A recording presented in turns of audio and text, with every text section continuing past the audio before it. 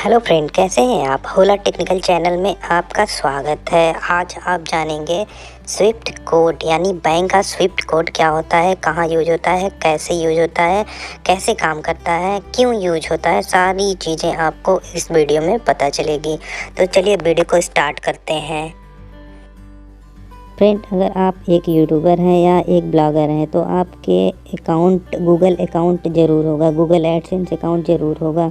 तो उसमें जो अर्निंग आती है वो डॉलर में आती है। वो डॉलर हमारा अकाउंट में डायरेक्ट ट्रांसफ़र नहीं किया जा सकता, इसीलिए गूगल एडसेंस हमारे खाते का जो स्विच कोड होता है, बैंक का जो स्विच कोड होता है वो मांगता है, स्विफ्ट कोड मांगता है। तो स्विफ्ट कोड के लिए हमको मेन ब्रांच जो हमारा होम ब्रांच होता है, जिस भी बैंक का होगा हमारा होम ब्रांच होगा वहीं पे मिलेगा। आप ऑनलाइन भी चेक कर सकते हैं। आगे देखते हैं ऑनलाइन कैसे चेक करते हैं। चलिए उसके बारे में और जानकारी लेते हैं। तक बैंक का कोड ए से जेड तक फर्स्ट 4 कैरेक्टर होता है। 11 डिजिट के कोड में सबसे पहले 4 अंक बैंक का कोड के नाम से जाने जाते हैं, जो इंग्लिश वर्णमाला के ए से जेड तक कोई भी अक्षर हो सकते हैं। सामान्यतः यह बैंक के नाम का शॉर्ट फॉर्म की तरह दिखते हैं, अर्थात 1 से 4 तक के अक्षर बैंक कोड को दर्शाते हैं, जो बैंक के बारे में बताते हैं। किस बैंक में पैसा भेजना है यह इन पहले 4 अंकों से ही पता चलता है। कंट्री कोड ए से जेड तक 5th एंड 6th कैरेक्टर, इसमें 2 अक्षर होते हैं।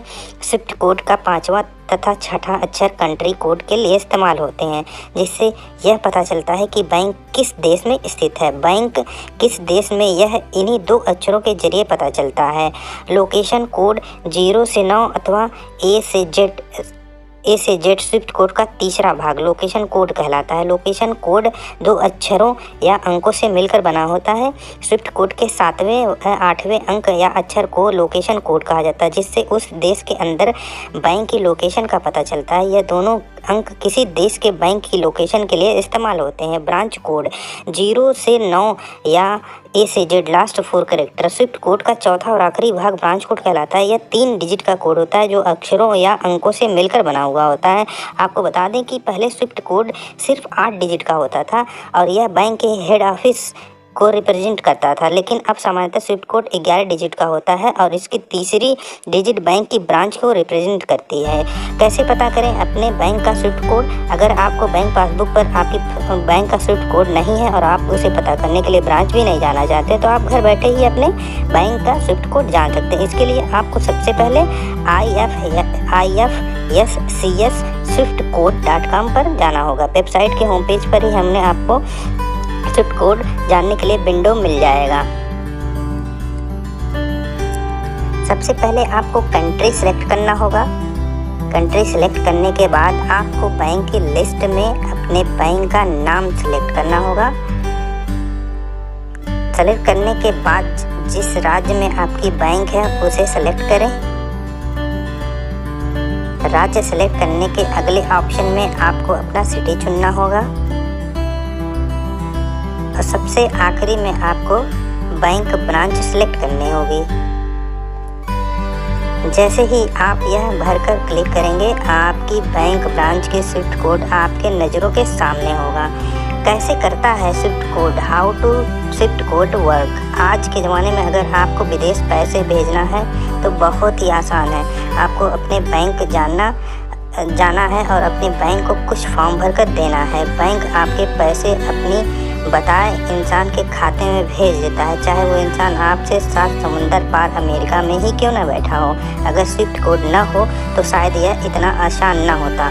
कभी आपने सोचा कि सिर्फ एक कोड के जरिए बैंक आपको पैसा दुनिया के किसी कोने में भी भेज देता है। हम आपको यही बताने वाले हैं स्विफ्ट कोड कैसे काम करता है। दरअसल स्विफ्ट कोड के जरिए बैंक और फाइनेंशियल इंस्टीट्यूशन एक दूसरे को त्वरित, सही और सुरक्षित तरीके से मैसेज भेजते हैं और प्राप्त करते हैं। इन्हीं मैसेज में पैसे भेजने और प्राप्त करने के लिए ज़रूरी सूचनाएं दर्ज रहती हैं। प्राप्तकर्ता बैंक इन्हीं अनुदेशों के आधार पर खाताधारक के खाते में पैसे जमा कर देती है।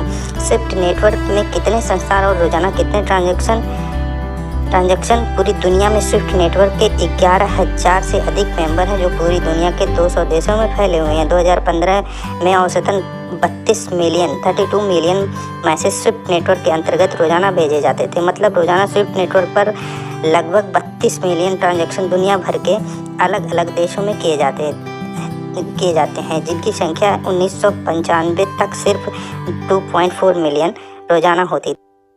फ्रेंड, आशा करता हूँ आपको सभी जानकारी मिल गई होगी। और भी कोई जानकारी चाहिए तो आप मुझे मैसेज बॉक्स में कमेंट कर सकते हैं।